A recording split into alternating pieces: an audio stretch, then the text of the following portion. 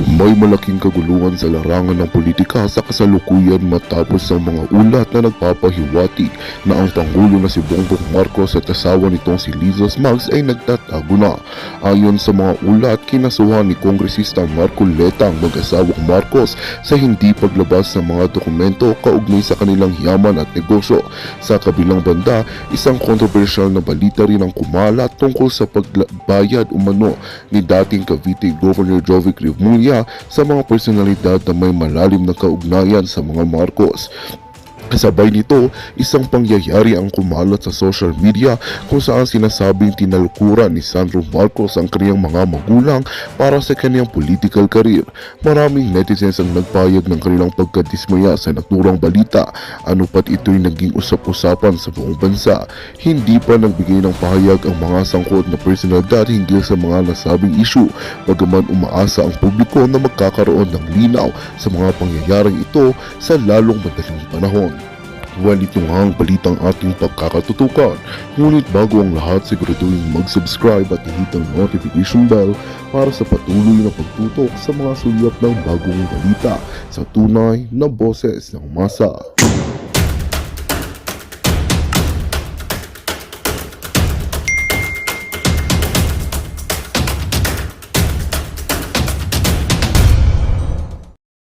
Of a drug lord, no? A syndicate, syndicate yung utak, no? From a businessman's standpoint. Kasi walang yan. Ilan yung 2 tonelada? 2 tonelada, 13.3 billion. You do not put your eggs in one basket. No? Sige, yun yung pupunta natin.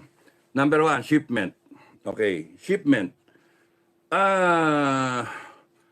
Ano mali doon sa shipment? Isang tao, driver, ibigay ko na doon sa driver. Walang kinalaman kunyari yung driver. Inosente yung driver. Okay, bigyan natin sa kanya.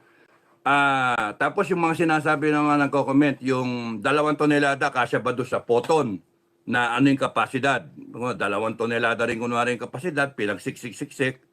Okay, let's give it na ganon. Peke ba yung droga na ginamit? Pwede.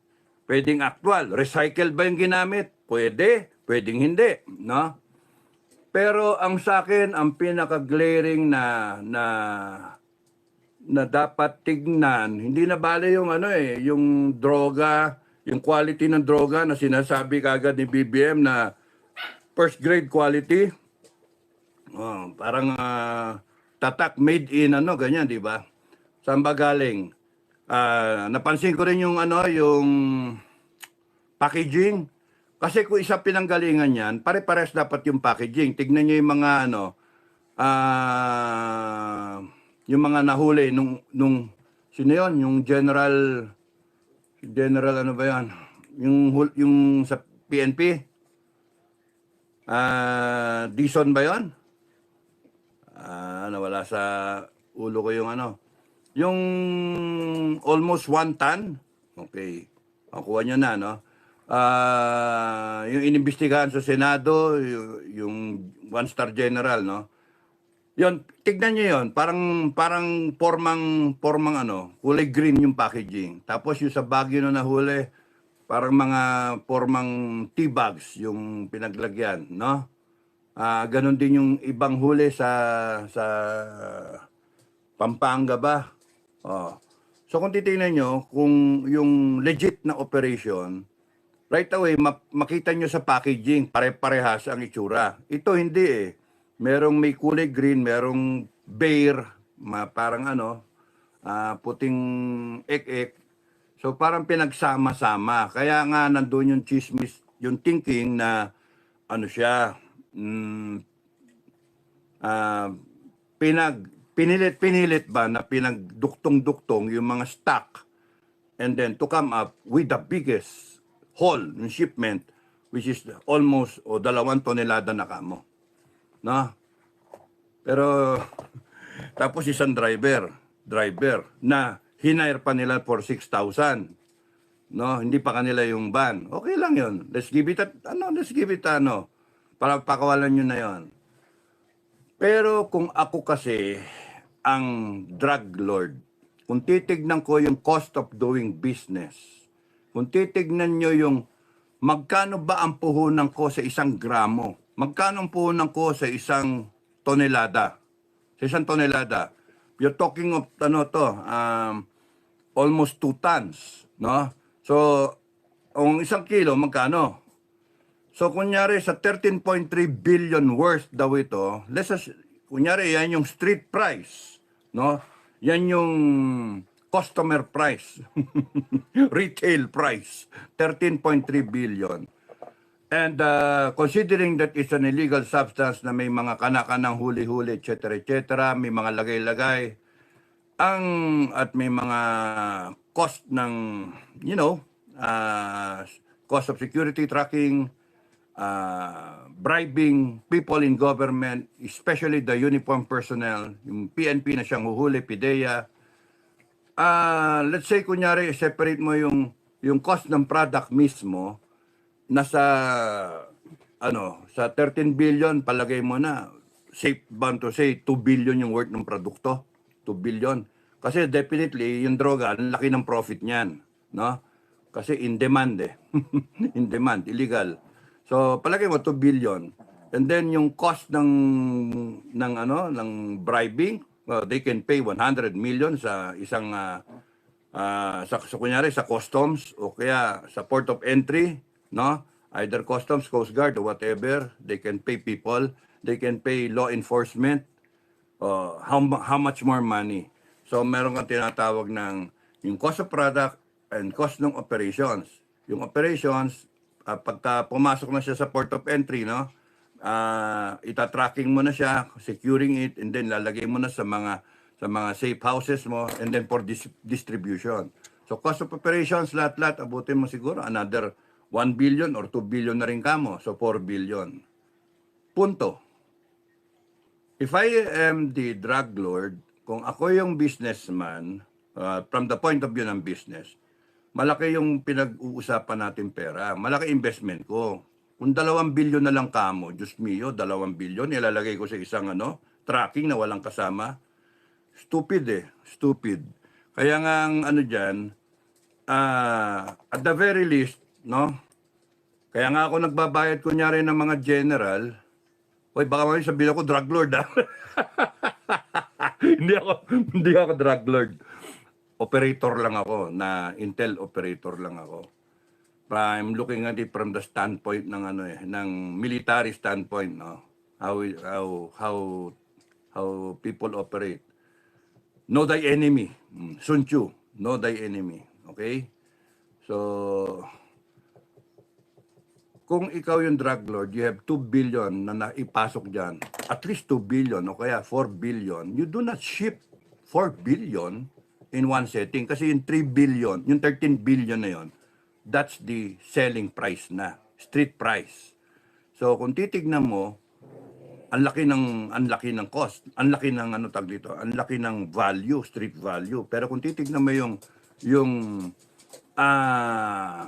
cost of doing business, kunyari 4 billion, easily na ipasok mo na dyan, puhunan mo. Ang laki nun, 4 billion, ilalagay mo na sa isang truck, sa isang photon, sa isang van, no? Mali, may mali doon, hindi tama yun eh. And kahit ako gumastos ng 10 million sa isang araw para lang sa security, kahit maglagay ako ng 10 tao na sindikato, na most trusted ko, bayaran ko ng tigi 1 million yan, masecure ko lang yan. Pero 1 billion lang worth, 1 billion worth, susubukan ko lang, no? Hindi ko pagsasamahin yung 2 billion, malaki masyado ang mawawala sa akin kung makulimbat yan, kung maharang yan, kung na-operatan yan. Hindi ko pa rin alam, I'm thinking as a drug lord, hindi ko alam kung merong butas sa aking organisasyon at aking pinapaimbestigahan at pinapabuntutan ang mga member ng sindikato, yung medyo questionable. Kunyari si General, o kaya si Colonel o si Major, iba-iba, hindi sila magkakilala. Meron bang compartmentalization na tinatawag. Pero, kumbaga sa kaya nga ako kukuha ng general na kaya kong bayaran eh. Para sasabihin ko kunyari, yung general na yun, dadaan to sa ruta. mag-inspection doon sa area. Kuhanin niya lahat ng tropa eh. Kuhanin niya lahat ng PNP para walang mag-checkpoint eh. Pero ba't may nag-checkpoint doon? O, isang mali yun eh.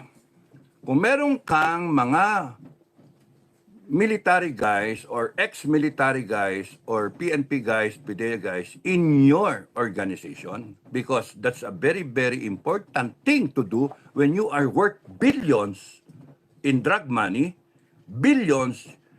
Of course, you have government officials, you have government control points like yung Bureau of Customs na yan, yung Coast Guard na yan, na all they have to do is they operate somewhere else because konti, thin line masyado. They operate somewhere else, kunyari yung mga law enforcement, para papasok yung iyo. Papasok. Wala sila.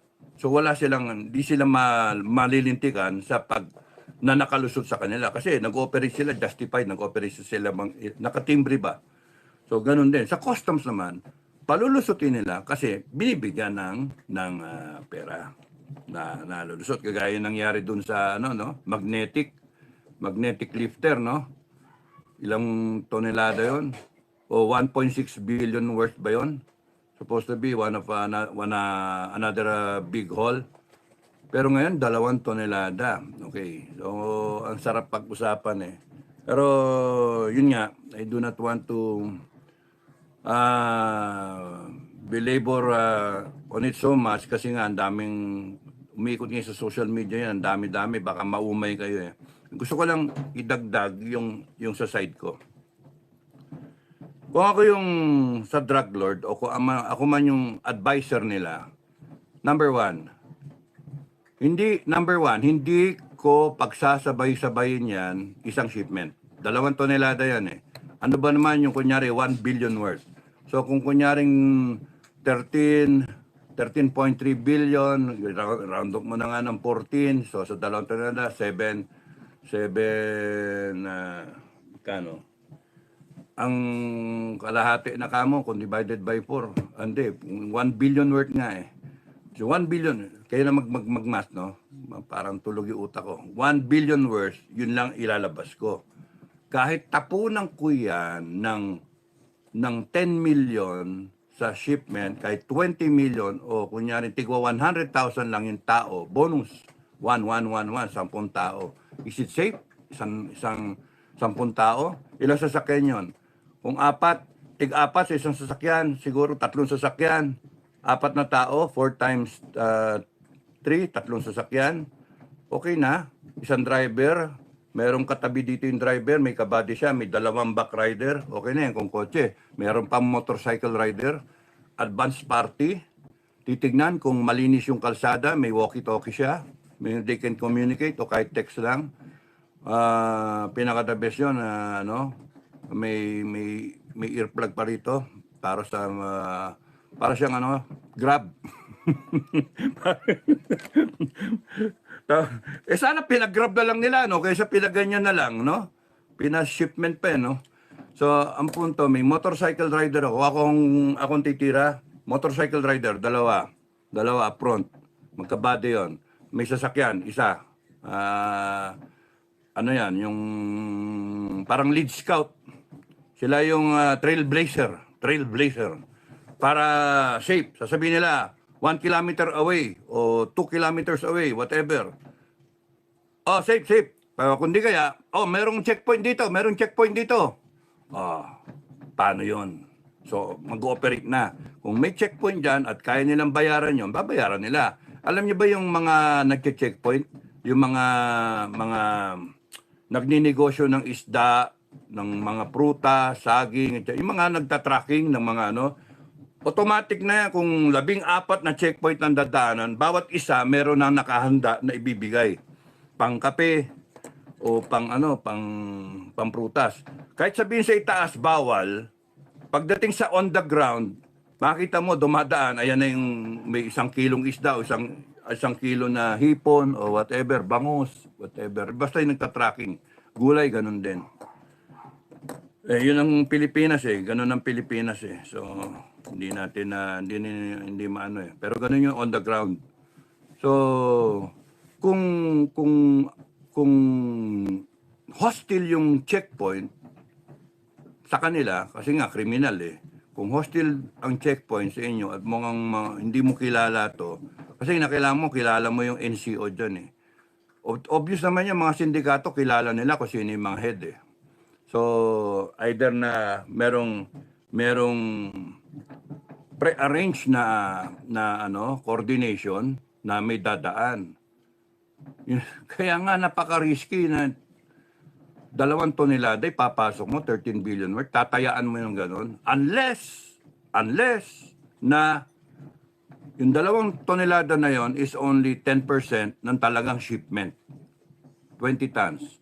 So yung consumption rate ng market, ilan ba na serve ng ng 2 tonelada, ilang Pilipino? Kung 1 gramo ang isang customer, ilang gramo ang isang kilo, tapos 1,000 at 2,000 na kilos. So yun yung tao. Okay? So pwedeng lang yan, pahuli, pero hindi. Kung ang punto iba-iba yung packaging at iba yung quality, iba-iba at parang masangsang na, yung parang sira na, reject na. So parang na-stuck yan ng matagal, tapos nire-recycle lang ngayon para ipakita na merong accomplishment. It can be done also.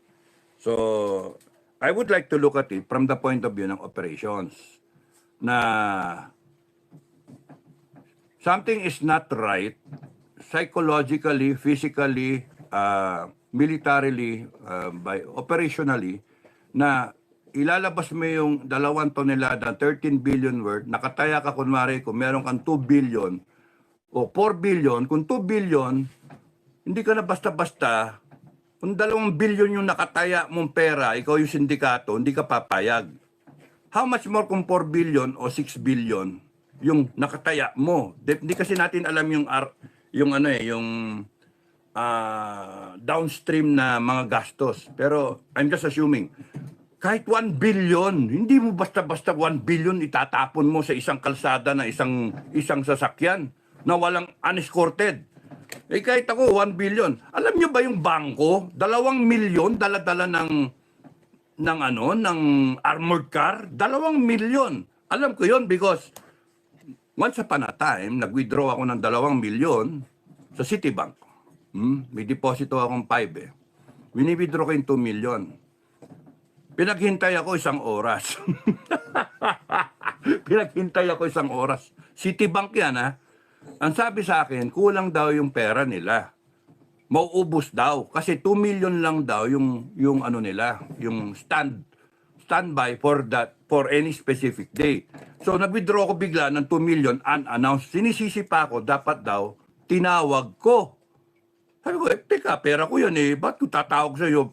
May I request permission na withdrawing ko yung pera? Mga loko-loko. Kaya nga, sabi ko, gaano? Sir, mga 1 oras. Bakit 1 oras? Sir, mga galing pa yung pera from Central Bank. Tapos nun, iyahatid ng armored car. 2 million pesos. Ito 13 billion worth. Papatay ang tao, papatay ang sindikato para hindi mawala yung pera na yan. No, yung worth na yan. And these people in government, BBM, DILG, and even the PNP there, PIDEA, they're just pulling the people. They don't know shit kung paano mag-operate ang drug syndicate. Pagka pera na pinag-uusapan, ano siya? Hindi basta-basta. Papatay talaga yan. Tapos sasabihin, pinagmalaking hole ito. Walang namatay. Wala. Hindi nagkabarilan. Kaya nga lalong questionable. Sabi ko nga sa inyo, if I am the security guy, operator, automatic yan, may motorcycle rider ako, 2. Kaya nilang depensahan yung sarili nila. May granada yung mga yan. Kaya nilang makipag-shoot out. Because ako, drug lord, sir, kailangan namin ng 100 granada. Oh, bili kayo, sige. Kailangan namin, sir, ng panay pistol, mga ganon. Tapos shoulder strap para madaling kunin, etc. etc. Kailangan namin ng mahaba o kaya submachine gun. Sige, sige, bilhin lahat yan. O kaya ipasok natin. May kaibigan akong may diplomatic passport. Pwede pa. Mga ganon. They can do that because it's drug money, no? Na nagsasalita. Okay, so may sasakyan, pagka sinabing delikado, hindi natutuloy yung shipment. And mind you, just 1 billion. No?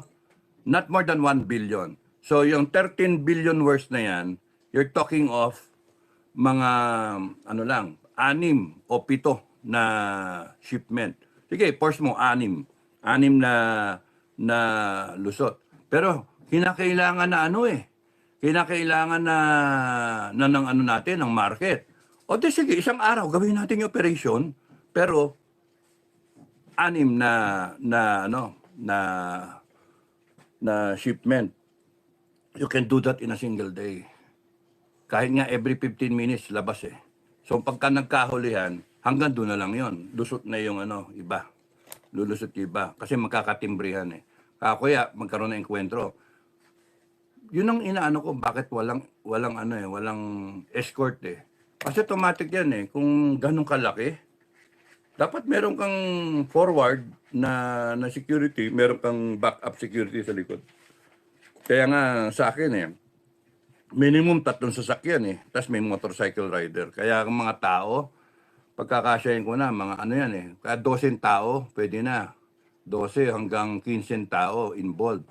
So kung tigo 100,000, ang bayad mo do sa tao, bonus for a single day na trabaho, matino na trabaho, that's only 100 times 15 o 10 o 1 million hanggang 1.5 million. Kahit gawin mo ng 2 million. Kahit gawin mo ng 10 million. Because ang pinag-uusapan dito, yung puhunan ko na kunyari ilalabas ko, yung 1 billion worth muna. Hindi ko ilalagay sa isang delivery van yung lahat na 13 billion worth na yon. That's the point, no? Kung magkaenkwentro, meron pa akong natitira na 12.3 billion worth. And then I'll think of another way of executing the transfer from one point to another point. Matagal na ako masyado doon. So, yung cost ng product, palagi mo na ng 2 billion, cost of operations, security, tracking, and landed cost niya, kasama na yung pre-operating cost na tinatawag mo goodwill or lagay sa mga government personalities, no? Kahit kayo makulong, may sasalo doon sa legal, no? Sa fiscal o kaya sa judge o kaya doon sa PNP, may sasalo para makapiyansa o makalusot. Kaya nga, kahit palagay mo na yung 2 billion worth or more, it calls for a lot of actually hindi na nga no-brainer eh. Kung ganun kalaki yung stake mo, ikaw, gaya na sabi ko, bangko, 2 million lang, gwardyado ng armored truck. 2 million lang pesos. Wini-withdraw ko. Noon, yung may kaya pa ako noon. Dati babayad pa ako ng tax, 500,000 plus no? Pero ngayon, hindi na. Na ako, jobless, wala akong trabaho. So, ang doon, buti na lang si Mrs. may pe-pension si Mrs. So, kung kunyaring yung 2 million pesos, inaano ng bangko, gwardyado, ilan yung nakabaril na ngayon, shotgun pa ngayon, automatic weapons na sila kasi na ngayon may mga permit na eh. I cannot just imagine 13 billion worth. Isang tao lang ang kasama, di pa kasama sa organization. Inosente pang tao. Stupid. This government is pulling us. Yun yung sa akin. Pulling. No? Pulling our leg. So, Kaya mo maglagay ng 100 million eh. Sinulat ko rito eh. Parang goodwill. Kaya nga, okay lang yung mag-spend ka ng 10 million for tracking and security in a single given day, kung ganun ang takbo. Ako willing akong gumastos ng 10 million, 20 million para lang safe and sound yung investment ko na 13 tons, 13 billion worth.